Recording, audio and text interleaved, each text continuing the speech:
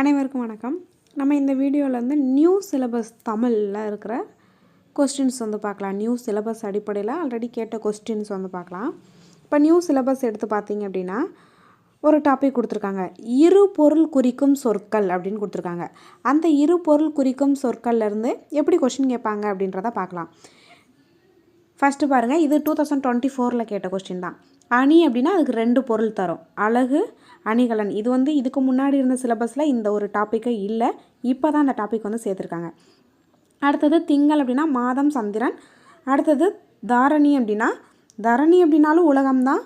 தாரணி அப்படின்றதும் உலகம், வையம் வையம் அப்படின்றது தான் குறிக்குது.